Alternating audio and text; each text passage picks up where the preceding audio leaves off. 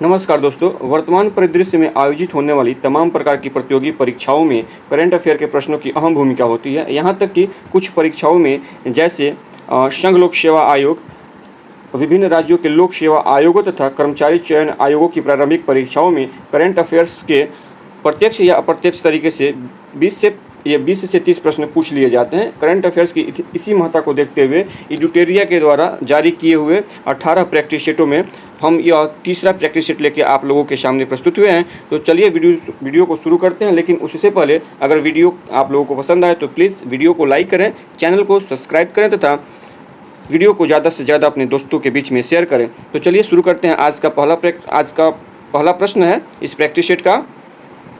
हाल ही में किस टेनिस खिलाड़ी ने अपने कैरियर का 100वां एटीपी खिताब जीता है? इस प्रश्न का सही आंसर हो जाएगा विकल्प बी, नोवाक जोकोविच ने अपने करियर का 100 यानी 100वां एटीपी खिताब जीता है। यहाँ पर एटीपी का मतलब होता है एसोसिएशन ऑफ टेनिस प्रोफेशनल। बात करें अगर नोवाक जोकोविच की, तो यह सर्बिया के रहने वाले हैं, जिसकी राजधानी बेलग्रेड है। बेलग्रेड सर्बिया की राजधानी है और यहाँ की मुद्रा जो है वो सर्बियाई दिनार है। इसके अलावा कुछ और ग्रैंड स्लैम की बात कर लें तो ऑस्ट्रेलिया ओपन 2024-25 का जो खिताब है वो जैनिक सिनर जी ने जीता है। वहीं पर फ्रेंच ओपन 2024-25 का खिताब कार्लोस अल्काराज ने जीता है। विंबलडन 2025 की बात करें तो जैनिक सिनर ने इस अवार्ड को जीता है, जबकि विंबलडन 2024 का अवार्ड जो था वो कार्लोस अल्काराज ने जीता था। वहीं पर अगर यूएस ओपन 2024 की बात करें तो यह अवार्ड जैनिक सिनर ने ही जीता था। तो विकल्प बी जो है इस प्रश्न का सही आंसर है। अगला प्रश्न है, विश्व स्वास्थ्य संगठन के वैश्विक आयु अनुकूलन शहर नेटवर्क से संबंधित कथनों पर विचार करें तथा असत्य कथन का चयन करें। तो सबसे पहले हम कथनों को एक एक करके पढ़ते हैं।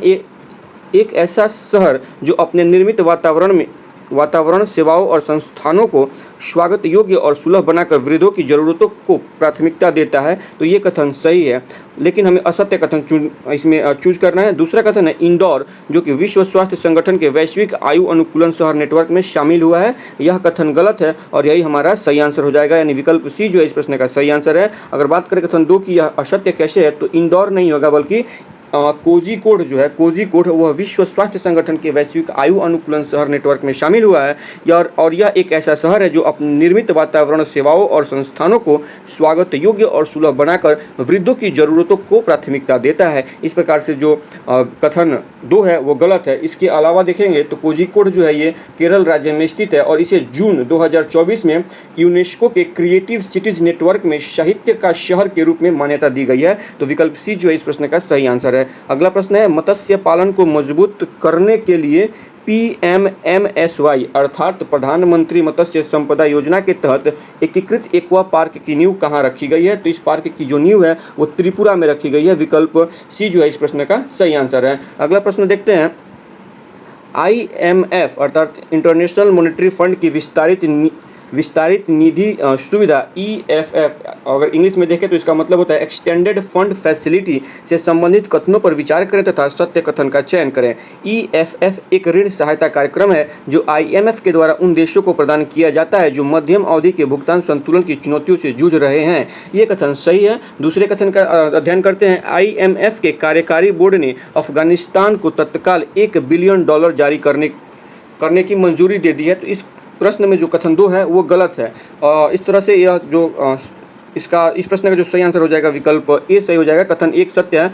कथन 2 कैसे गलत है इसकी जांच करें तो IMF के कार्यकारी बोर्ड ने अफगानिस्तान को नहीं बल्कि पाकिस्तान को ये $1 बिलियन जारी किया है। ठीक है, तो विकल्प ए जो है इस प्रश्न का सही आंसर हो जाएगा। ये रकम जो है पाकिस्तान को 9 मई को दिया गया है। अगर भारतीय करेंसी में बात करें तो इस रकम की कीमत जो है लगभग 8,500 करोड़ रुपए की होती है। तो विकल्प ए जो है इस प्रश्न का सही आंसर है। अगला प्रश्न है, एशियाई एथलेटिक्स चैंपियनशिप में पुरुषों के 10,000 मीटर यानी 10,000 मीटर मतलब हो जाएगा 10 किलोमीटर हो जाएगा। ठीक है, 1 किलोमीटर में 1,000 मीटर होता है तो 10,000 मीटर में 10 किलोमीटर हो जाएगा। तो एशियाई एथलेटिक्स चैंपियनशिप में पुरुषों की 10,000 मीटर दौड़ में भारत के गुलवीर सिंह ने कौन सा पदक जीता है? तो इन्होंने स्वर्ण पदक जीता है। विकल्प ए जो है इस प्रश्न का सही आंसर है। अगला प्रश्न है, भारत के 92वें 52nd मुख्य न्यायाधीश के रूप में किस न्यायाधीश ने शपथ ली है? तो ये न्यायमूर्ति BR गवई ने शपथ ली है। विकल्प डी जो है इस प्रश्न का सही आंसर है। ये 52वें नंबर के मुख्य न्यायाधीश है। अगर बात करें 51 यानी 91वें नंबर के मुख्य न्यायाधीश कौन थे? तो यह संजय करोल थे। विकल्प सी इसके लिए सही आंसर हो जाएगा। 91वें नंबर के मुख्य न्यायाधीश संजय करोल थे, जिनका कार्यकाल 11 नवंबर 2024 से 13 मई 2025 तक था, ठीक है। और बात करें न्यायमूर्ति BR गवई जी का, तो इनका कार्यकाल स्टार्ट हो गया है 14 मई 2025 से इनका कार्यकाल स्टार्ट हुआ है, और इनका कार्यकाल जो है 23 नवंबर 2025 को इनका कार्यकाल खत्म हो जाएगा, ठीक है। तो विकल्प डी जो है इस प्रश्न का सही आंसर है। अगला प्रश्न है, किस राज्य सरकार ने राज्यों में पुलिस भर्ती में पूर्व अग्निवीरों के लिए 20% आरक्षण की मंजूरी दी है? तो ये उत्तर प्रदेश राज्य सरकार ने पुलिस भर्ती में पूर्व अग्निवीरों के लिए 20% आरक्षण की मंजूरी दी है। विकल्प डी जो इस प्रश्न का सही आंसर है। अगला प्रश्न है, वैश्विक अर्थव्यवस्थाओं में भारत किस स्थान पर पहुंच गया? चौथे स्थान पर पहुंच गया। विकल्प बी जो है इस प्रश्न का सही आंसर है। पहले स्थान पर यूएसए है, दूसरे पे चीन है, तीसरे पे जर्मनी है, चौथे पे भारत है और पांचवें पे जापान है। तो विकल्प बी जो है इस प्रश्न का सही आंसर है। अगला प्रश्न है, भारत के किस पर्वतारोही ने सबसे कम उम्र में विश्व के 7 शिखरों को फतह करने का रिकॉर्ड बनाया है? तो इनका नाम है विश्वनाथ कार्तिकीय पदकांति। विकल्प बी जो है इस प्रश्न का सही आंसर है। ये हैदराबाद के रहने वाले हैं और इनकी उम्र जो है महज 16 वर्ष है, ठीक है। तो विकल्प बी इसका सही आंसर है। अगले प्रश्न की तरफ बढ़ते हैं, अगला प्रश्न है, किस राज्य सरकार ने प्लेटफॉर्म आधारित गिग वर्कर्स की सामाजिक सुरक्षा के लिए अध्यादेश पारित किया है? इस प्रश्न का जो सही आंसर हो जाएगा वो विकल्प डी है। कर्नाटक राज्य सरकार ने गिग वर्कर्स की सामाजिक सुरक्षा के लिए अध्यादेश जारी किया है। इस अध्यादेश के बारे में थोड़ी गहन चर्चा करें तो इसका उद्देश्य जो है, यानी इस अध्यादेश का जो उद्देश्य है वह गिग वर्कर्स को सामाजिक सुरक्षा, व्यावसायिक स्वास्थ्य और कल्याण लाभ प्रदान करना है। वहीं पर यह अध्यादेश जो है किस प्रकार से कार्य करेगा, तो इस विधेयक में एक कल्याण कोष की स्थापना का प्रावधान भी किया गया है, जिसमें गिग वर्कर्स के लिए कल्याण शुल्क और राज्य सरकार के अनुदान शामिल होंगे। वहीं केंद्रीय श्रम मंत्रालय ने भी गिग वर्कर्स के लिए एक राष्ट्रीय कानून का मसौदा तैयार किया है और बजट 2025-26 में गिग वर्कर्स को औपचारिक मान्यता और सामाजिक सुरक्षा लाभ देने का प्रावधान भी किया है। तो विकल्प डी जो है इस प्रश्न का सही आंसर हो जाएगा। कर्नाटक के द्वारा गिग वर्कर्स के लिए सामाजिक सुरक्षा अध्यादेश जारी किया गया है और ऐसा करने वाला ये भारत का दूसरा राज्य हो गया है, जबकि पहला राज्य कौन है? राजस्थान इसमें पहले स्थान पे है, ठीक है। तो विकल्प डी जो है इस प्रश्न का सही आंसर है। अगला प्रश्न है, भारत का पहला प्रमाणित ग्रीन म्यूनिसिपल बॉन्ड किसने जारी किया है? तो यह गाजियाबाद नगर निगम के द्वारा जारी किया गया है। विकल्प बी जो है इस प्रश्न का सही आंसर है। अगर बात करें इस म्यूनिसिपल बॉन्ड के बारे में, ये म्यूनिसिपल बॉन्ड क्या है, तो ग्रीन म्यूनिसिपल बॉन्ड जो है ये स्थानीय नगरपालिकाओं या सरकारी निकायों के द्वारा जारी किया जाने वाला एक खास तरह का ऋण साधन होता है, जिसका उपयोग पर्यावरण अनुकूलन परियोजनाओं जैसे कि नवीकरणीय ऊर्जा, टिकाऊ जल प्रबंधन और स्वच्छ परिवहन के वित्त पोषण के लिए किया जाता है। ये बॉन्ड निवेशकों से धन जुटाते हैं तथा इस राशि का उपयोग विशेष रूप से पर्यावरणीय लाभ वाली परियोजनाओं पर किया जाता है। ये तो हो गया जो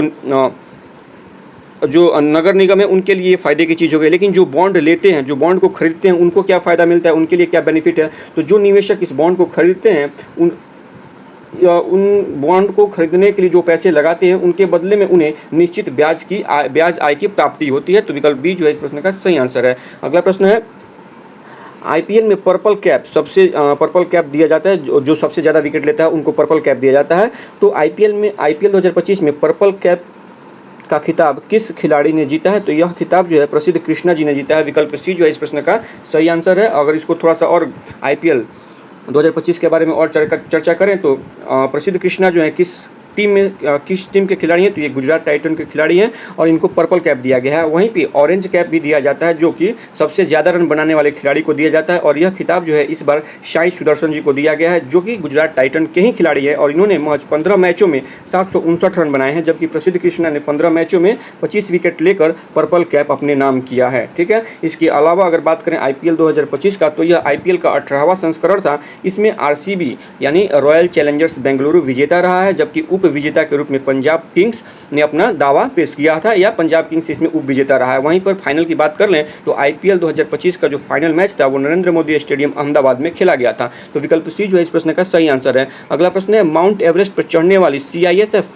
की पहली महिला कौन है? सीआईएसएफ की पहली महिला गीता समोता है। विकल्प बी जो इस प्रश्न का सही आंसर है, और गीता समोता जी राजस्थान के सीकर जिला की निवासी हैं। तो विकल्प बी जो इस प्रश्न का सही आंसर है। अगला प्रश्न है, जलवायु कार्यवाही विशेष पंचायत पुरस्कार से संबंधित निम्नलिखित कथनों पर विचार करें तथा असत्य कथन का चयन करें। तो पहला यहाँ पे टाइम को बचाते हुए हम आपको बता दें कि पहला कथन इसमें जो है वो सत्य है, दूसरा और तीसरा कथन जो है ये असत्य है। दूसरा और तीसरा कथन असत्य है, इसीलिए इस प्रश्न का जो सही आंसर हो जाएगा विकल्प सी। अगर बात करें दूसरा कथन असत्य क्यों है, तो देखिए यहाँ पे पहले कथन को देख लीजिए। पहला रैंक दवा एस ग्राम पंचायत गोदिया जिला महाराष्ट्र को मिला है। जलवायु कार्यवाही विशेष पंचायत पुरस्कार में पहला रैंक दवा एस ग्राम पंचायत गोदिया जिला महाराष्ट्र को मिला, ये कथन सही है। दूसरा इसलिए गलत है, दूसरा रैंक जो है वो विरदाहली ग्राम पंचायत हासन जिला कर्नाटक को मिला है। और तीसरा रैंक जो है ये मोतीपुर ग्राम पंचायत समस्तीपुर जिला बिहार को मिला है। पहला रैंक गोंदिया जिला महाराष्ट्र को मिला है, दूसरा रैंक आप देखेंगे तो हासन जिला कर्नाटक को मिला है, वहीं पे तीसरा रैंक समस्तीपुर जिला बिहार को मिला है। इसलिए जो विकल्प सी है इस प्रश्न का सही आंसर है। अगला प्रश्न है, भारत का पहला राज्य कौन सा है जहां वकील का स्वास्थ्य बीमा शुरू किया गया है? तो इसका सही आंसर हो जाएगा विकल्प बी, झारखंड ऐसा राज्य है जहां पर वकीलों के स्वास्थ्य का बीमा शुरू किया गया है। अगला प्रश्न देखते हैं, प्रेस फ्रीडम इंडेक्स 2025 से संबंधित कथनों पर विचार करें तथा सत्य कथन का चयन करें। प्रथम स्थान फिनलैंड को मिला है। दूसरा कथन देखें तो भारत का स्थान 161वां है। और तीसरा कथन कहता है कि अफगानिस्तान सबसे निचले पायदान पे है। तो पूछा गया इसमें सत्य कथन कौन है? इनमें से कोई सत्य कथन नहीं है, सभी असत्य कथन है। पहले स्थान पे फिनलैंड नहीं रहा है, पहले स्थान पे नॉर्वे है। और नॉर्वे को इसमें कितना स्कोर देखा जाए तो 92.31 स्कोर मिला है नॉर्वे को। भारत का स्थान 161वां नहीं है, भारत का स्थान 151 है, 151 भारत का स्थान है। और इसमें भारत को स्कोर कितना है 32.96 इसमें भारत का स्कोर है। वहीं पे अफगानिस्तान सबसे निचले स्थान पे, ये गलत है, अफगानिस्तान नहीं बल्कि इरिट्रिया इसमें सबसे निचले स्थान पे है। इरिट्रिया सबसे निचले स्थान पे है, यानी 180वें नंबर पे इरिट्रिया है।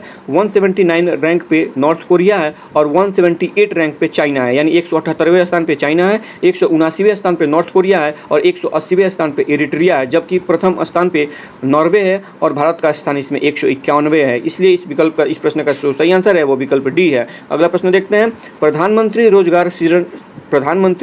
सृजन कार्यक्रम योजना से संबंधित कथनों पर विचार करें तथा असत्य कथन का चयन करें। तो इस प्रश्न का सही आंसर हो जाएगा विकल्प डी। इसमें 1, 2 और 3 ये असत्य हैं। अगर बात करें प्रथम स्थान पे कौन रहा है, तो प्रथम स्थान पे इसमें जम्मू कश्मीर को प्रथम स्थान मिला है। दूसरे स्थान पे कौन है, तो तमिलनाडु यहाँ पे दूसरे स्थान पे है। और बिहार को इसमें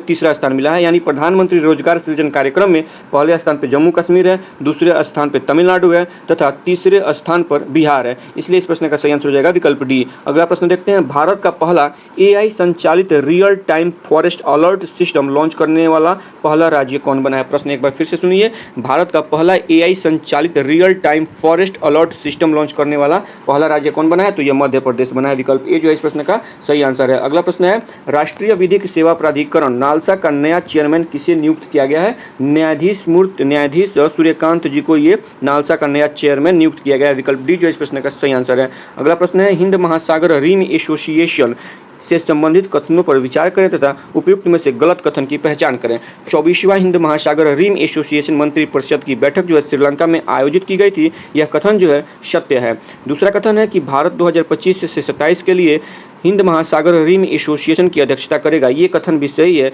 इसलिए इस प्रश्न का जो सही विकल्प है वो विकल्प डी है। न तो 1 न ही 2, इसमें से कोई गलत नहीं है, सारे कथन सत्य हैं। आगे बढ़ते हैं, कौन सा राज्य अपने 2025 के बजट में भविष्य विभाग की स्थापना करने वाला पहला राज्य बन गया है? तो यह राज्य जो है हरियाणा है। विकल्प डी जो इस प्रश्न का सही आंसर है। हरियाणा जो है अपने बजट 2025 में इसने भविष्य विभाग की स्थापना की है। विकल्प डी जो है इस प्रश्न का सही आंसर है। अगला प्रश्न है कि एक देश एक धड़कन पहल किस मंत्रालय के द्वारा शुरू की गई है? तो ये संस्कृति मंत्रालय के द्वारा शुरू किया गया है। विकल्प बी जो है इस प्रश्न का सही आंसर है।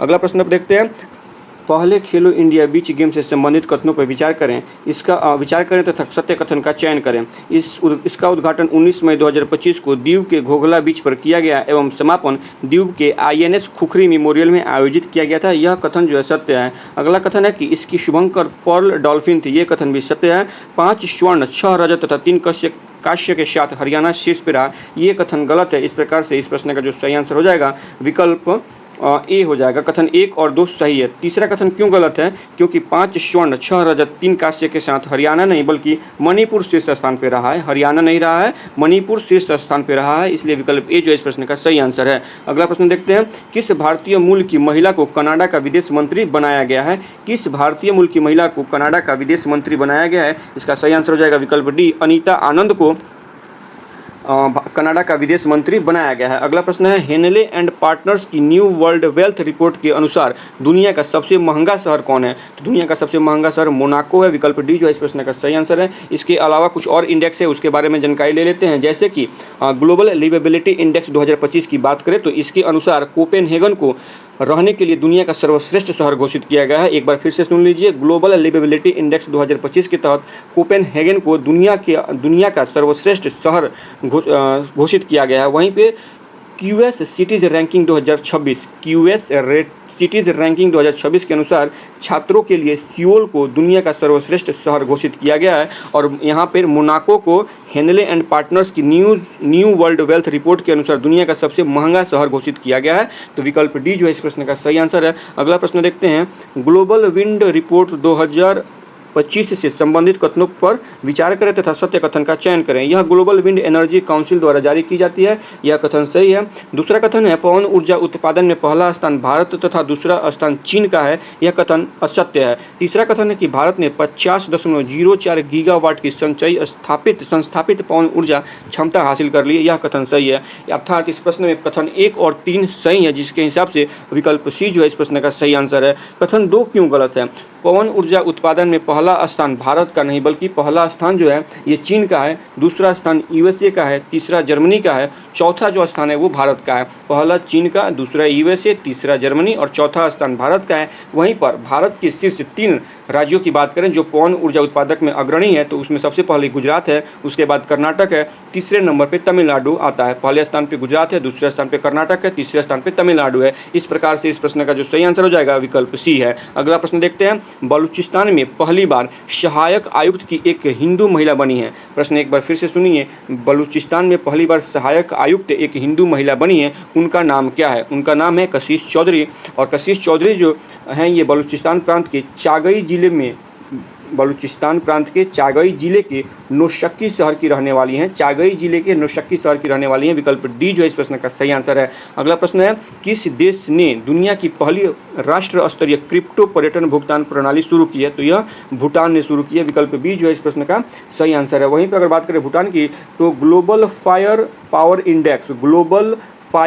इंडेक्स 2025 में भूटान को 145 देशों में से 145वां स्थान मिला है, जबकि यूएसए को पहला, रसिया को दूसरा, चाइना को तीसरा और भारत को इसमें चौथा स्थान मिला है। एक बार इस इंडेक्स को फिर से सुनिए, ग्लोबल फायर पावर इंडेक्स 2025 में यूएसए को पहला स्थान, रसिया को दूसरा स्थान, चाइना को तीसरा स्थान, भारत को इसमें चौथा स्थान, जबकि भूटान को इसमें 145वां स्थान प्राप्त हुआ है। तो विकल्प बी जो इस प्रश्न का सही आंसर है। अगला प्रश्न है, संयुक्त राष्ट्र में 2026 से 28 के कार्यकाल के लिए किस देश को आर्थिक और सामाजिक परिषद के लिए चुना गया है? तो यह भारत को चुना गया है। विकल्प डी जो इस प्रश्न का सही आंसर है। अगला प्रश्न है, ब्रिक्स में हाल ही में ब्रिक्स के न्यू डेवलपमेंट बैंक का नया सदस्य कौन बना है? तो इसका जो सही आंसर है वो विकल्प सी है, अल्जीरिया जो इसका नया सदस्य बना है। अर्थात न्यू डेवलपमेंट बैंक का नया सदस्य कौन बन गया है? अल्जीरिया बन गया है। बात करें ब्रिक्स के 16वें संस्करण की तो इसका जो आयोजन है, ब्रिक्स का 16वें संस्करण का आयोजन रूस के कजान में किया गया था। 17वां संस्करण ब्राज़ील के रियो डी जेनेरियो में किया गया था और 18वां संस्करण के लिए भारत को इसका समर्थन प्राप्त है अन्य देशों के द्वारा। तो 16वां जो हो गया रूस में हुआ था और 17वां ब्राज़ील के रियो डी जेनेरियो में इसका आयोजन किया गया था। बात करें अगर इंडोनेशिया की तो जनवरी 2025 में इंडोनेशिया को बतौर पूर्ण सदस्य के रूप में ब्रिक्स में शामिल कर लिया गया है। तो विकल्प सी जो इस प्रश्न का सही आंसर है। अगला प्रश्न है कि किस देश के वैज्ञानिकों ने हाल ही में बिस्मथ, गैलियम, ईडियम, टिन और सीसा जैसी धातुओं की 2D शीट्स बनाने की विधि की खोज की है? तो यह खोज जो है चीन के द्वारा की गई है। विकल्प डी जो है इस प्रश्न का सही आंसर है। अगला प्रश्न है, आकाश तीर क्या है जिसे हाल ही में बेल द्वारा विकसित किया गया है? तो आकाश तीर एक AI आधारित स्वचालित वायु रक्षा समाधान है। विकल्प सी जो है इस प्रश्न का सही आंसर है। अगर बात करें बेल की तो बेल का जो स्थापना है वो 1954 में बेल का स्थापना हुआ था। 1954 में इसकी स्थापना हुई है और इसका हेडक्वार्टर बेंगलुरु में है। अगर बात करें वर्तमान इसके निदेशक के, तो मनोज जैन इसके निदेशक हैं। तो इस प्रश्न का सही आंसर हो जाएगा विकल्प सी। अगले प्रश्न की तरफ बढ़ते हैं।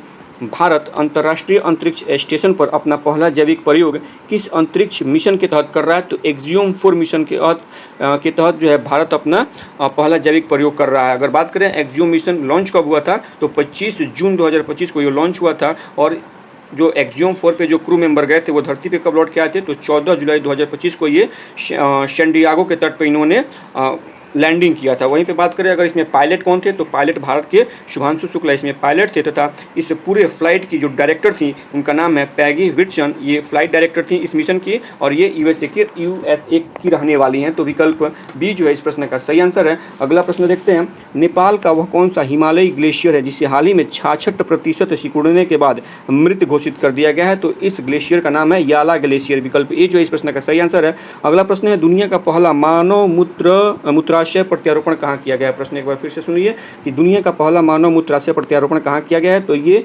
यूएसए में किया गया है, संयुक्त राज्य अमेरिका में किया गया। विकल्प ए जो है इस प्रश्न का सही आंसर है। अगला प्रश्न है।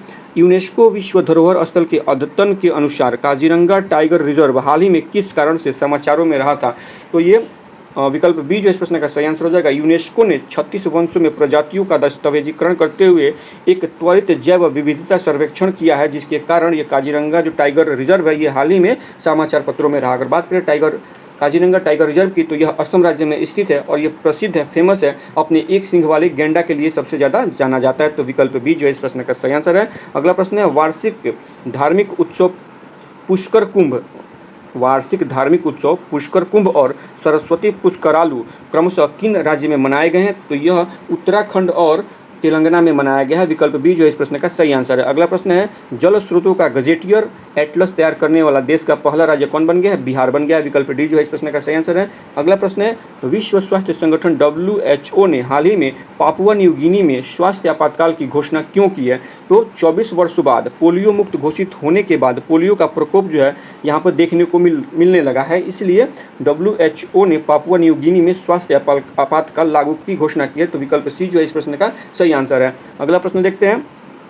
भारतीय याक का क्रोमोजोम स्तरीय जीनोम पहली बार किस संस्था के विशेषज्ञों द्वारा डिकोड किया गया है? तो यह ICAR अर्थात Indian council of agricultural research के विशेषज्ञों द्वारा भारतीय याक के क्रोमोजोम स्तरीय जीनोम का डिकोड किया गया है। तो विकल्प डी जो इस प्रश्न का सही आंसर है। इसकी स्थापना की बात करें तो इसकी स्थापना अर्थात ICAR भारतीय कृषि अनुसंधान परिषद की जो स्थापना है ये 1929 में इसकी स्थापना की गई थी। ठीक है। अगर इसके अध्यक्ष की बात करें तो मंगीलाल जाट जो है वर्तमान में इसके अध्यक्ष हैं। अगला प्रश्न देखते हैं। दुनिया में सबसे अधिक इलेक्ट्रिक वाहन किस देश द्वारा उत्पादित किए जाते हैं? तो यह चीन के द्वारा उत्पादित किए जाते हैं और सबसे ज़्यादा इस्तेमाल भी चीन के द्वारा ही किया जाता है। तो पहले स्थान पे ये उत्पादन करने में तो चीन आगे है ही, यूज करने में भी चीन आगे है। तो पहले स्थान पर यूज करने में चीन आगे है, दूसरे स्थान पर जर्मनी है और तीसरे स्थान पर अमेरिका है। यूज करने के बारे में हमने आपको बताया है। ठीक है। अगला प्रश्न देखते हैं। एशिया प्रशांत क्षेत्र की सबसे बड़ी समुद्री एवं एरोस्पेस प्रदर्शनी लीमा 2025 का आयोजन कहाँ किया गया है? तो यह मलेशिया में किया गया है। विकल्प डी जो है इस प्रश्न का सही आंसर है। अगला प्रश्न है कि दोहा डायमंड लीग 2025 में नीरज चोपड़ा ने कितने मीटर तक भाला फेंककर रजत पदक जीता है? प्रश्न एक बार फिर से सुन लीजिए। दोहा डायमंड लीग 2025 में नीरज चोपड़ा ने कितने मीटर तक भाला फेंककर रजत पदक जीता है? तो इस लीग में इन्होंने 90.23 मीटर तक भाला फेंका है। विकल्प सी जो है इस प्रश्न का सही आंसर है। अगला प्रश्न देखते हैं। इसरो के 63वें PSLV मिशन, जिसका पूर्ण रूप से नाम देखिएगा तो PSLV 61/EOS-09 नाम था इसका। तो इसरो के 63वें PSLV मिशन की विफलता का कारण क्या था? तो यह मुख्य रूप से इसमें इसके तीसरे चरण में खराबी आ गई थी, जिसके कारण यह मिशन जो है वो फेल हो गया था। तो विकल्प सी जो है इस प्रश्न का सही आंसर है। अगला प्रश्न है कि हाल ही में भारत सरकार ने भारत के विमानन क्षेत्र में ग्राउंड हैंडलिंग सेवाएं प्रदान करने वाली कंपनी सेलेबी एविएशन पर प्रतिबंध लगाया है। यह किस देश की कंपनी है? यह तुर्की की कंपनी है। विकल्प बी जो है इस प्रश्न का सही आंसर है। अगला प्रश्न है। प्रधानमंत्री मोदी द्वारा 9 जून 2025 को शुरू किए गए राष्ट्रीय पांडुलिपि मिशन का नया नाम क्या है? तो यह ज्ञान भारतम मिशन इसका नया नाम है। विकल्प सी जो है इस प्रश्न का सही आंसर है। अगला प्रश्न है। भारत में साइबर अपराध की रिपोर्टिंग को सरल और तेज करने के लिए E0 FIR पहल किस संस्था के द्वारा शुरू की गई जो गृह मंत्रालय के अंतर्गत कार्य करती है? तो यह भारतीय साइबर अपराध समन्वय केंद्र के द्वारा यह शुरू किया गया है। विकल्प सी जो है इस प्रश्न का सही आंसर है। अगला प्रश्न है कि सरकारी ई मार्केट प्लस, जिसको जेम कहा जाता है, सरकारी ई मार्केट प्लस द्वारा सार्वजनिक क्षेत्र के लिए लॉन्च किया गया भारत का पहला जनरेटिव AI आधारित चैटबॉट का नाम क्या है? तो इसका नाम है जेम AI। विकल्प सी जो इस प्रश्न का सही आंसर है। अगला प्रश्न है कि पर्यावरण दिवस 2025 के अवसर पर किसे सर्वाधिक प्रभावशाली पर्यावरणविद पुरस्कार से सम्मानित किया गया? प्रश्न एक बार फिर से सुनिएगा कि पर्यावरण दिवस 2025 के अवसर पर किसे सर्वाधिक प्रभावशाली पर्यावरणविद पुरस्कार से सम्मानित किया गया है? तो यह सम्मान जो है आचार्य प्रशांत जी को दिया गया है। विकल्प बी जो है इस प्रश्न का सही आंसर है। अगला प्रश्न है भारत को वर्ष 2025 में WHO द्वारा किस उपेक्षित उष्णकटिबंधीय रोग के उन्मूलन के लिए आधिकारिक मान्यता प्राप्त हुई है? तो ये ट्रेकोमा के उन्मूलन के लिए आधिकारिक मान्यता जो है भारत को प्राप्त हुई। तो विकल्प सी जो है इस प्रश्न का सही आंसर है। तो इस प्रकार से यह प्रैक्टिस सेट यहाँ पे समाप्त होता है। वीडियो से संबंधित अगर कोई सुझाव हो तो प्लीज़ कमेंट करके बताएं। इस सीरीज के दूसरे प्रैक्टिस सेट में अर्थात चौथे प्रैक्टिस सेट में कल फिर मुलाकात होगी। तब तक के लिए धन्यवाद।